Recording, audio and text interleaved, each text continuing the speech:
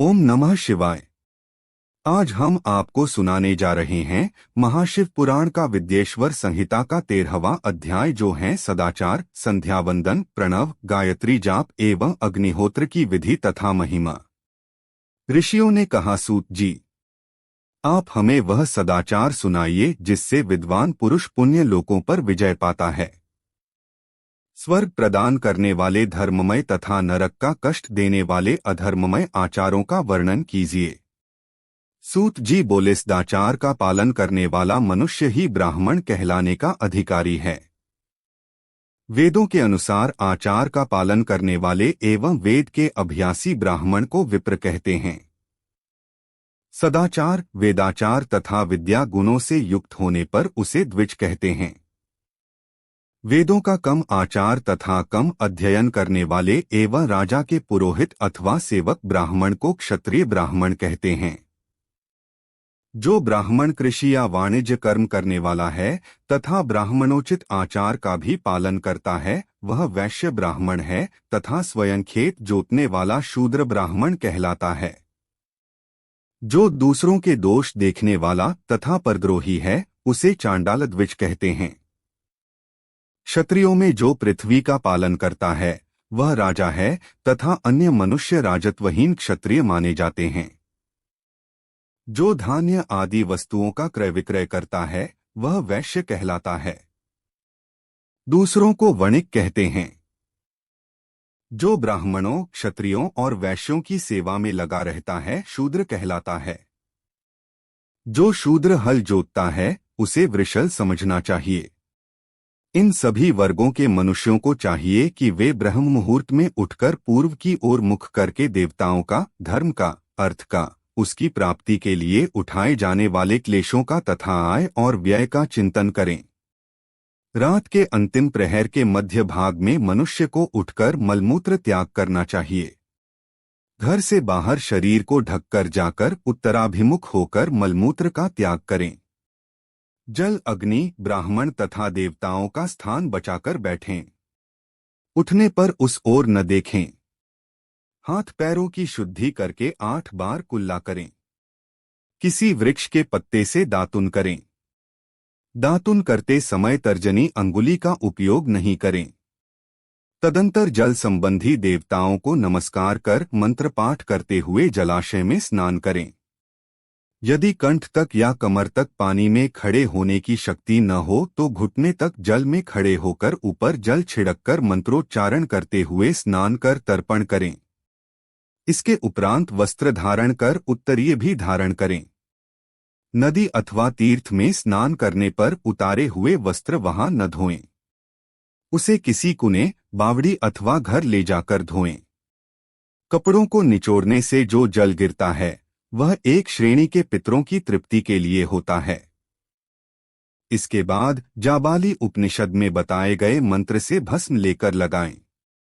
इस विधि का पालन करने से पूर्व यदि भस्म गिर जाए तो गिराने वाला मनुष्य नरक में जाता है। आपोहिष्ठा मंत्र से पाप शांति के लिए सिर पर जल छिड़ककर यस्य क्षयाय मंत्र पढ़कर पैर पर जल छिड़के। आपोहिष्ठा में 3 ऋचाएं हैं। पहली ऋचा का पाठ कर पैर, मस्तक और हृदय में जल छिड़के। दूसरी ऋचा का पाठ कर मस्तक, हृदय और पैर पर जल छिड़के तथा तीसरी ऋचा का पाठ करके हृदय, मस्तक और पैर पर जल छिड़के। इस प्रकार के स्नान को मंत्र स्नान कहते हैं। किसी अपवित्र वस्तु से स्पर्श हो जाने पर, स्वास्थ्य ठीक न रहने पर, यात्रा में या जल उपलब्ध न होने की दशा में मंत्र स्नान करना चाहिए। प्रातःकाल की संध्योपासना में गायत्री मंत्र का जाप करके 3 बार सूर्य को अर्घ्य दें। मध्याह्न में गायत्री मंत्र का उच्चारण कर सूर्य को एक अर्घ्य देना चाहिए। सायंकाल में पश्चिम की ओर मुख करके पृथ्वी पर ही सूर्य को अर्घ्य दें। सायंकाल में सूर्यास्त से 2 घड़ी पहले की गई संध्या का कोई महत्व नहीं होता। ठीक समय पर ही संध्या करनी चाहिए। यदि संध्योपासना किए बिना एक दिन बीत जाए तो उसके प्रायश्चित हेतु अगली संध्या के समय 100 गायत्री मंत्र का जाप करें। 10 दिन छूटने पर 1 लाख तथा 1 माह छूटने पर अपना उपनयन संस्कार कराएं। अर्थसिद्धि के लिए ईश, गौरी, कार्तिकेय, विष्णु, ब्रह्मा, चंद्रमा और यम व अन्य देवताओं का शुद्ध जल से तर्पण करें। तीर्थ के दक्षिण में, मंत्रालय में, देवालय में अथवा घर में आसन पर बैठकर अपनी बुद्धि को स्थिर कर देवताओं को नमस्कार कर प्रणव मंत्र का जाप करने के पश्चात गायत्री मंत्र का जाप करें। प्रणव के अ, उ और म तीनों अक्षरों में जीव और ब्रह्मा की एकता का प्रतिपादन होता है। आठ प्रणव मंत्र का जाप करते समय मन में यह भावना होनी चाहिए कि हम तीनों लोकों की सृष्टि करने वाले ब्रह्मा, पालन करने वाले विष्णु तथा संहार करने वाले रुद्र की उपासना कर रहे हैं। यह ब्रह्मस्वरूप ओंकार हमारी कर्मेंद्रियों, ज्ञानेंद्रियों, मन की वृत्तियों तथा बुद्धि वृत्तियों को सदा भोग और मोक्ष प्रदान करने वाले धर्म एवं ज्ञान की ओर प्रेरित करें। जो मनुष्य प्रणव मंत्र के अर्थ का चिंतन करते हुए इसका जाप करते हैं, वे निश्चय ही ब्रह्मा को प्राप्त करते हैं तथा जो मनुष्य बिना अर्थ जाने प्रणव मंत्र का जाप करते हैं, उनको ब्राह्मणत्व की पूर्ति होती है। इस हेतु श्रेष्ठ ब्राह्मण को प्रतिदिन प्रातःकाल 1 सहस्र गायत्री मंत्र का जाप करना चाहिए। मध्याह्न में 100 बार तथा सायं 28 बार जाप करें। अन्य वर्णों के मनुष्यों को सामर्थ्य के अनुसार जाप करना चाहिए। हमारे शरीर के भीतर मूलाधार, स्वाधिष्ठान, मणिपुर, अनाहत, आज्ञा और सहस्रार नामक 6 चक्र हैं। इन चक्रों में क्रमशः विद्येश्वर, ब्रह्मा, विष्णु, ईश, जीवात्मा और परमेश्वर स्थित हैं।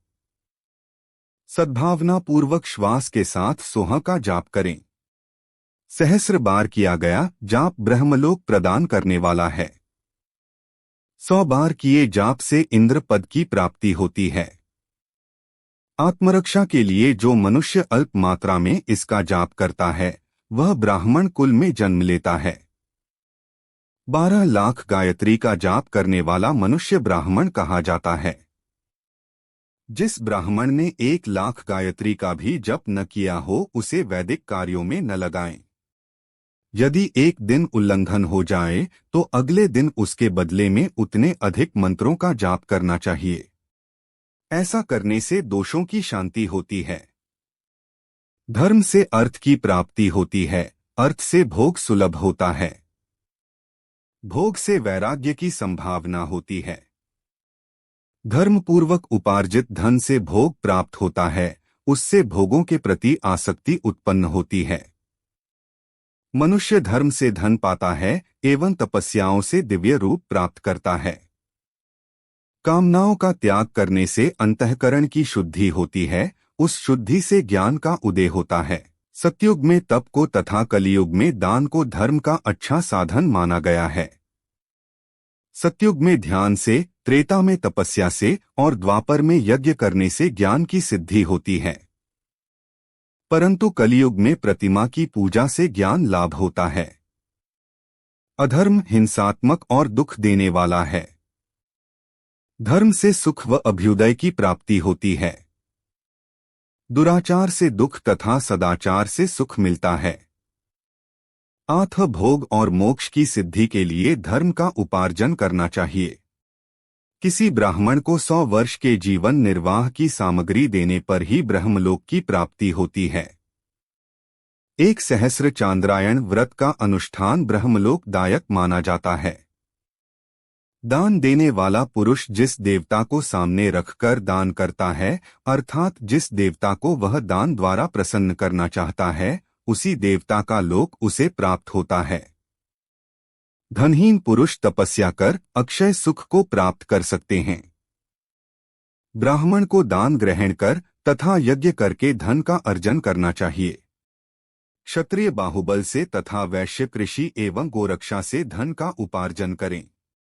इस प्रकार न्याय से उपार्जित धन को दान करने से दाता को ज्ञान की सिद्धि प्राप्त होती है एवं ज्ञान से ही मोक्ष की प्राप्ति सुलभ होती है। गृहस्थ मनुष्य को धनधान्य आदि सभी वस्तुओं का दान करना चाहिए। जिसके अन्न को खाकर मनुष्य कथा श्रवण तथा सत्कर्म का पालन करता है, तो उसका आधा फल दाता को मिलता है। दान लेने वाले मनुष्य को दान में प्राप्त वस्तु का दान तथा तपस्या द्वारा पाप की शुद्धि करनी चाहिए। उसे अपने धन के 3 भाग करने चाहिए, एक धर्म के लिए, दूसरा वृद्धि के लिए एवं तीसरा उपभोग के लिए। धर्म के लिए रखे धन से नित्य, नैमित्तिक और इच्छित कार्य करें। वृद्धि के लिए रखे धन से ऐसा व्यापार करें जिससे धन की प्राप्ति हो तथा उपभोग के धन से पवित्र भोग भोगें। खेती से प्राप्त धन का 10वां भाग दान कर दें, इससे पाप की शुद्धि होती है। वृद्धि के लिए किए गए व्यापार से प्राप्त धन का 6वां भाग दान देना चाहिए। विद्वान को चाहिए कि वह दूसरों के दोषों का बखान न करे। ब्राह्मण भी दोषवश दूसरों के सुने या देखे हुए छिद्र को कभी प्रकट न करे। विद्वान पुरुष ऐसी बात न कहे जो समस्त प्राणियों के हृदय में रोष पैदा करने वाली हो। दोनों संध्याओं के समय अग्नि को विधिपूर्वक दी हुई आहुति से संतुष्ट करे। चावल, धान्य, घी, फल, कंद तथा हविष्य के द्वारा स्थालीपाक बनाए तथा यथोचित रीति से सूर्य और अग्नि को अर्पित करे। यदि दोनों समय अग्निहोत्र करने में असमर्थ हो तो संध्या के समय जाप और सूर्य की वंदना कर ले। आत्मज्ञान की इच्छा रखने वाले तथा धनी पुरुषों को इसी प्रकार उपासना करनी चाहिए। जो मनुष्य सदा ब्रह्मयज्ञ करते हैं, देवताओं की पूजा, अग्नि पूजा और गुरु पूजा प्रतिदिन करते हैं तथा ब्राह्मणों को भोजन तथा दक्षिणा देते हैं, वे स्वर्गलोक के भागी होते हैं।